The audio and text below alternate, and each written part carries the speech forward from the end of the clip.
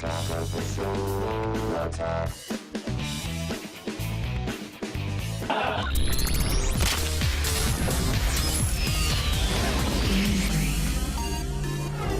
it's Adam Sessler!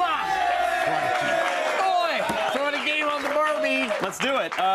This is the highly anticipated Fable 3. Came out yesterday. Where does the story pick up? If we haven't played 1 or 2, are we completely lost here? You're fine, yeah. Okay. I mean, it connects to number 2 because you are the son or daughter of the hero, and you live in the castle. You have this very nice, rarefied existence. That sounds magical. Tell me more. I know. And you're not the king. You don't have any responsibility. Your brother's the king, but he's a complete doo-doo head.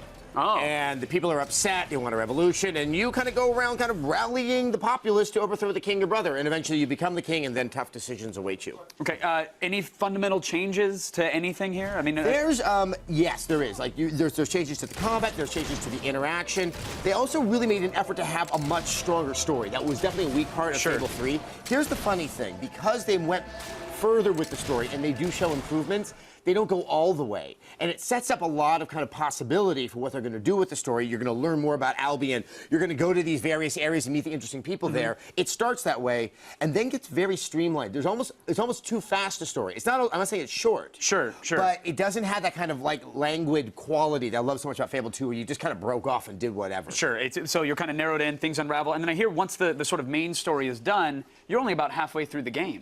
Actually, that's what everyone thought. It turns out that you become king, it's a very small section of the game. And I would venture a guess that it was once intended to be more robust, and when they were saying that it was half the game. Unfortunately, because the story you play moves so quickly, it doesn't create the emotional depth so that when you make decisions and how it affects the people, you're really not thinking that way. You're thinking more like, do I want to be a good king? Do I want to be a bad king? Yeah. Right. Okay, well, here's the thing. The problem that I always had with Fable was to me the pace at which the game played and evolved. So, for example, if I want to run through town and burp in everybody's face, which is it's truly the first thing I did as a character, you'd think that'd be a pretty quick action, but in reality, it's walk up, initiate interaction with somebody, camera changes, do interaction, wait, camera snaps back, see reaction.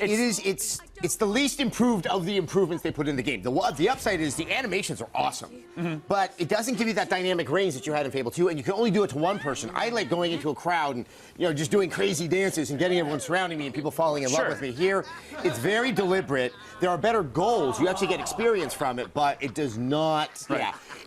After a little while, it becomes a little bit tedious because you know what you're getting. And it's nice that you can be a loot player if that's what you want to do. Just go into town and play the loot all day, and it's kind of like a Dance Dance Revolution or a Keyboard Mania minigame. But is that fun? Or is it just supposed to be a departure? I kind of enjoyed it. I mean, it's funny because it is a job. If they made it too fun, then they kind of aren't really portraying what a job is. Even one that plays the lute, which is not the panpipes, I learned. It's no, it looked like a guitar, yes.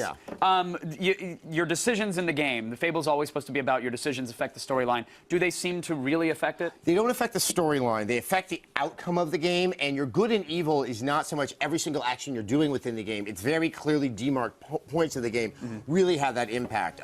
Matt Kyle was also playing it with me, and he was so good that when he came into town and killed someone, another person standing next to him said, "You're so wonderful." So it is definitely a different animal when it comes to the morality system, and maybe not a satisfying one. And now what about co-op? Because co-op was flat out broken, I think, in Fable 2. I hear, well, I know same screen, which is the way I was hoping to play it. Not a fun experience, but over Xbox Live, they've made improvements? Yes, they have. It definitely... It's free roaming, free camera. You can't go through the entire map of someone else's. You play within that area. Okay. There's a lot to be done. There's a lot of benefits because there's weapons in someone else's game that will not be in your game. If you want the full weapon set, you need to go shopping in someone else's world. You can also really wreak havoc in someone else's world. I mean, there's a lot of emerging gameplay possibilities here. I don't think you would want to play the entire story with someone else. Somebody it just else, isn't built that way. All right, I got it. Well, with all that said, it's Fable 3 again, highly anticipated. What is XPlay giving it? 4 out of 5. It is a very strong game, but you can't deny the fact that it could have been a lot better. All right, Adam, thank you so much as always.